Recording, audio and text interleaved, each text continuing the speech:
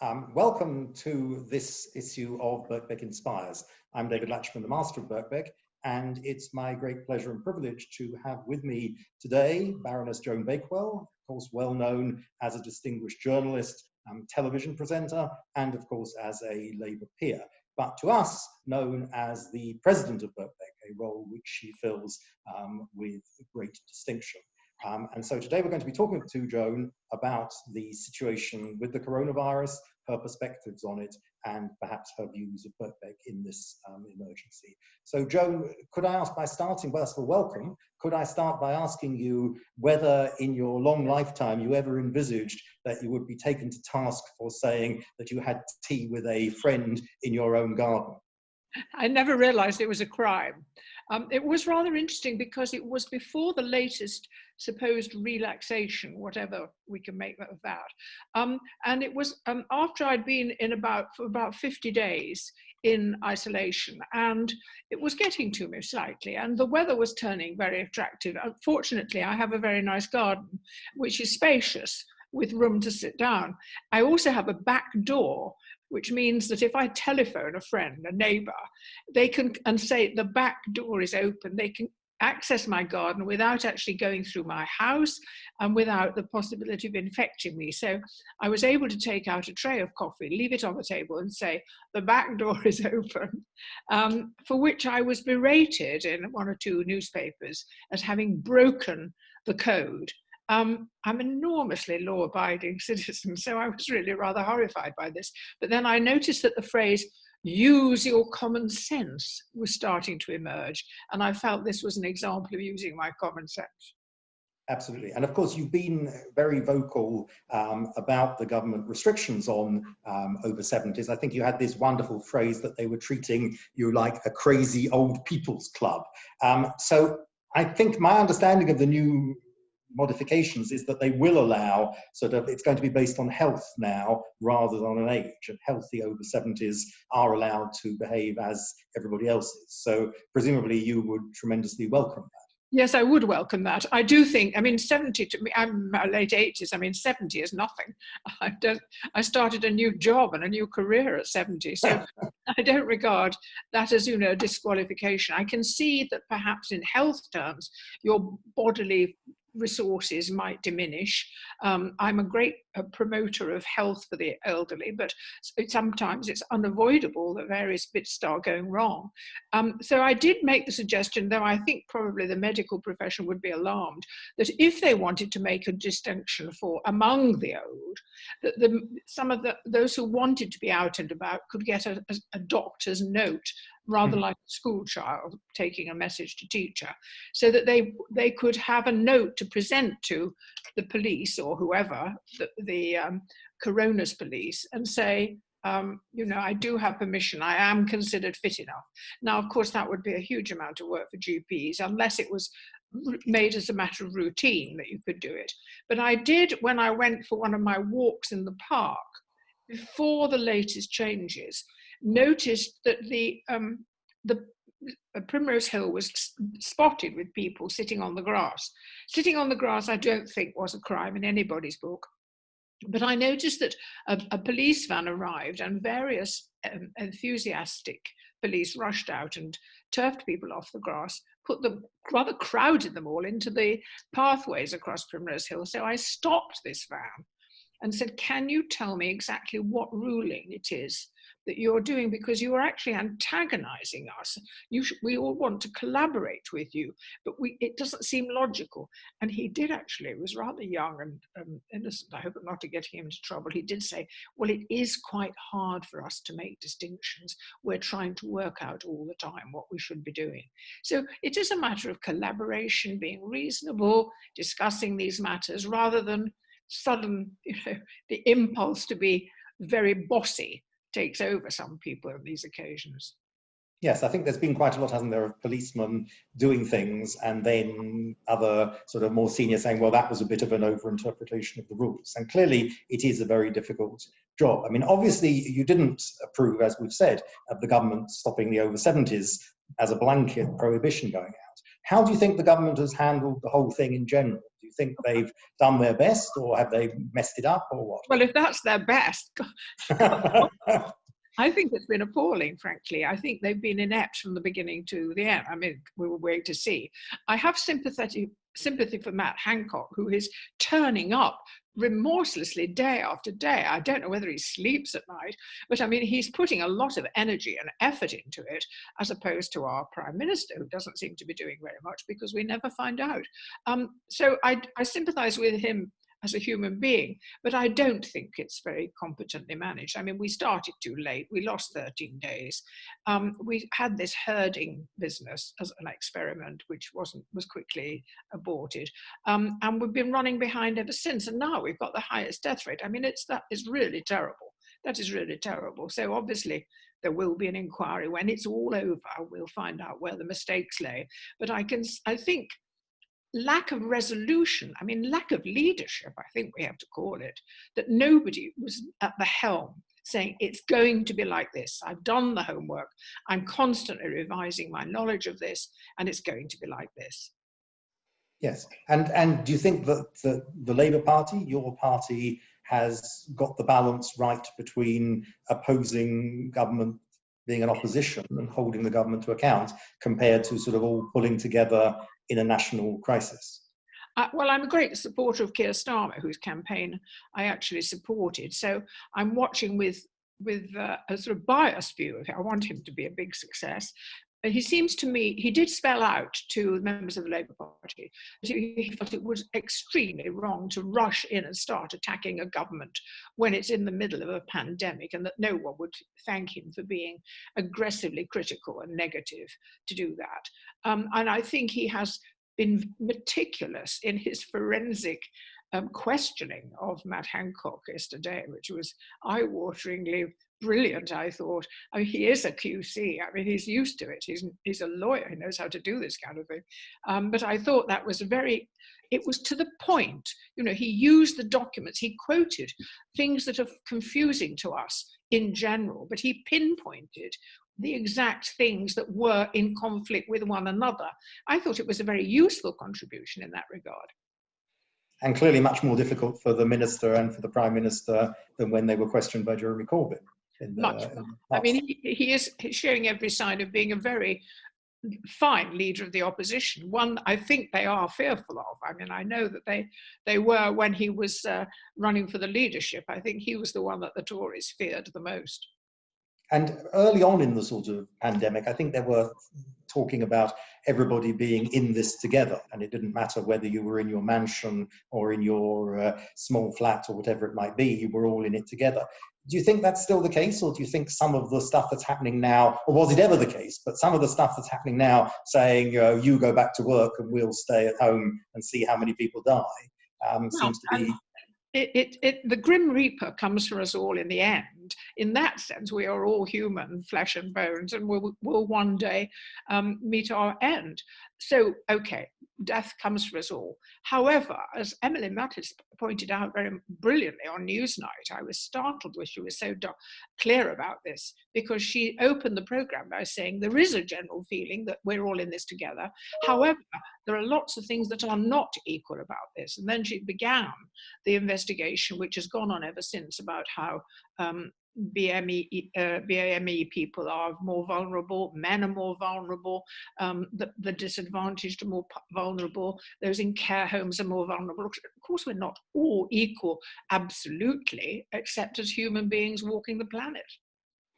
I don't know, I'm sure you don't read the Daily Telegraph, but there was a wonderful cartoon a few weeks ago when people were getting out into the parks and so on. And there was a cartoon of a couple lying on their sun loungers in a huge garden with the children playing tennis. And he says to her, "It seems people are going out into parks." And she says, "So selfish."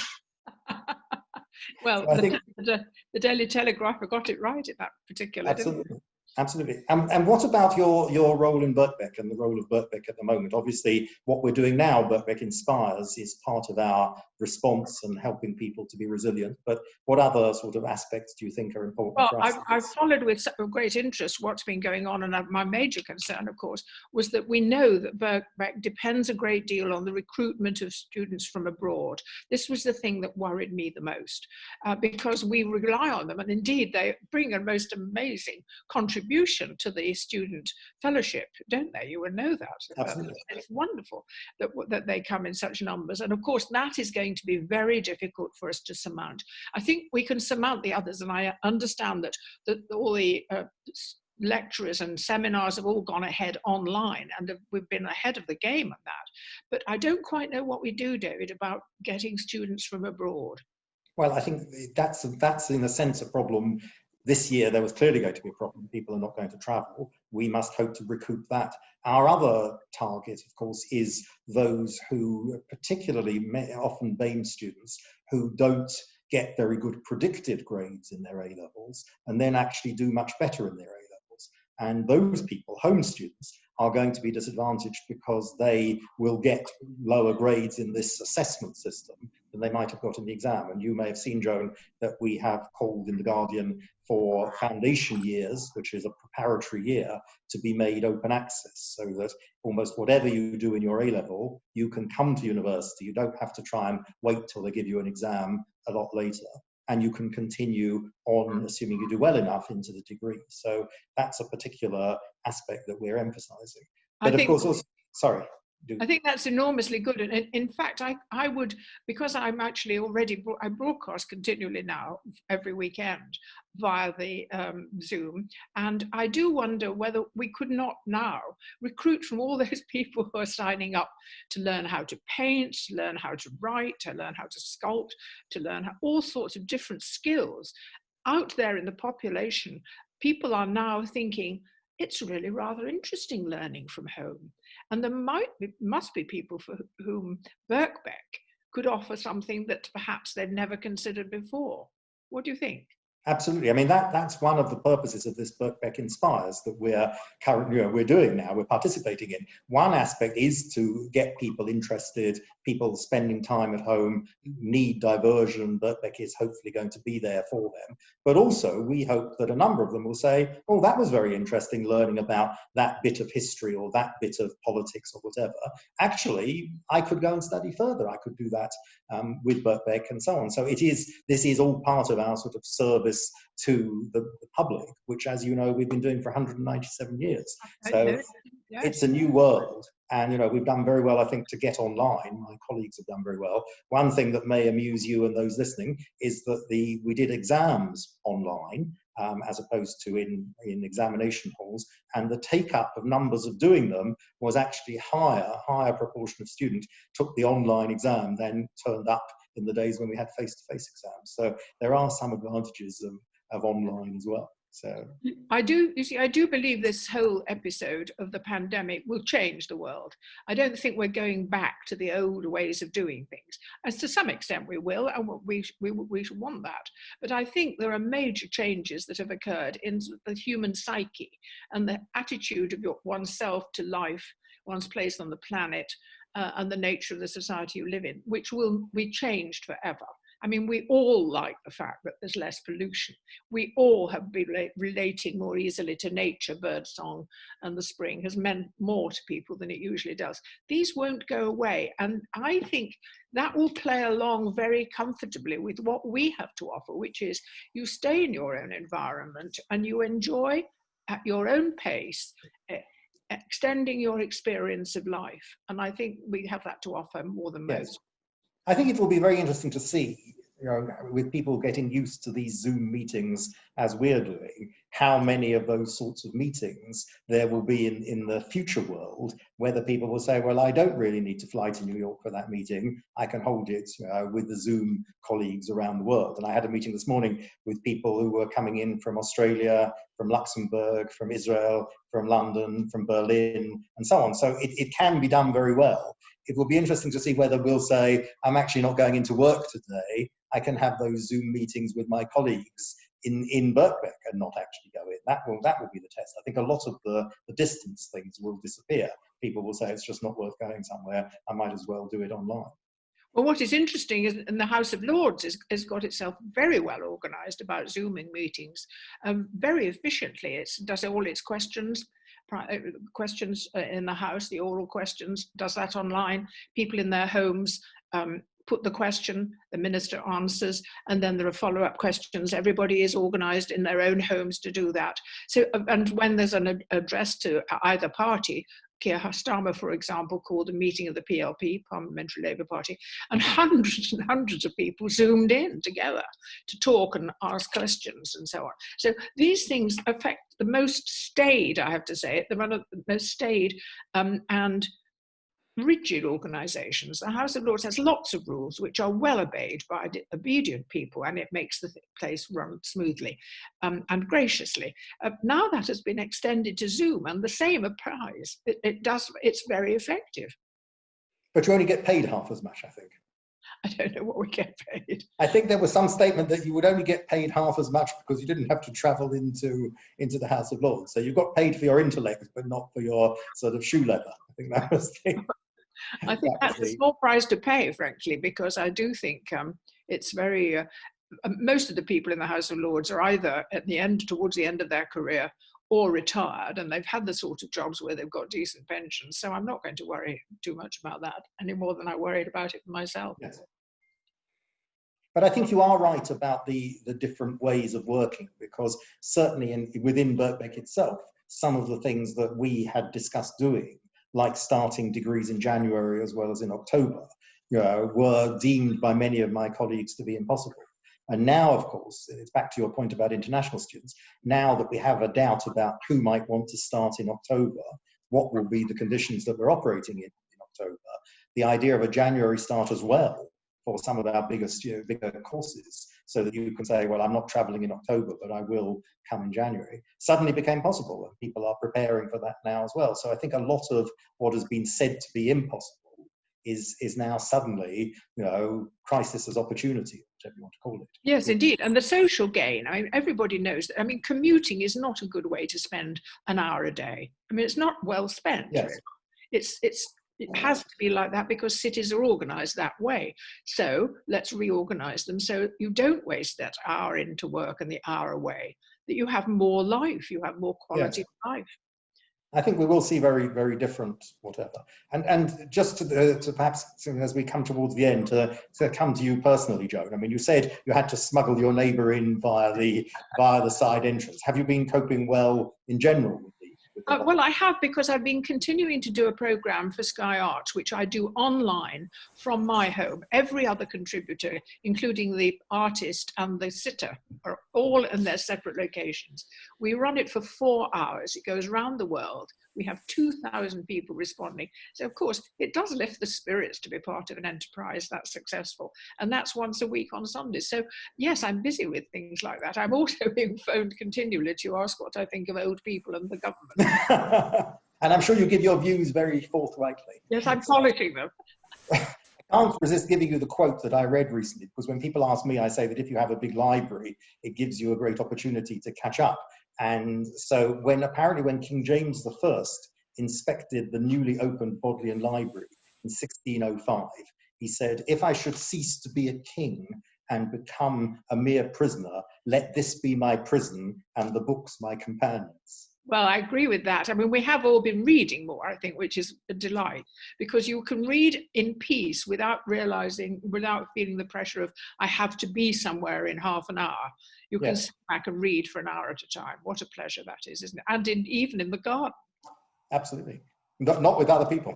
Although perhaps in the future you might be allowed to, with your health certificate. But let's finish. Do you have a message that you'd like to pass on to Birkbeck students and alumni who are watching, and also people who are just watching out of interest and listening to you?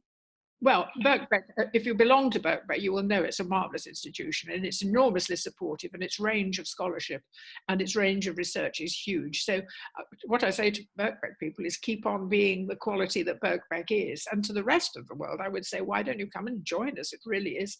It's a marvellous institution that hasn't been celebrated enough, and there's a chance to do it.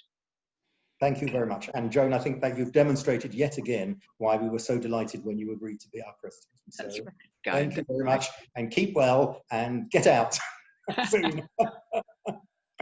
Thank you.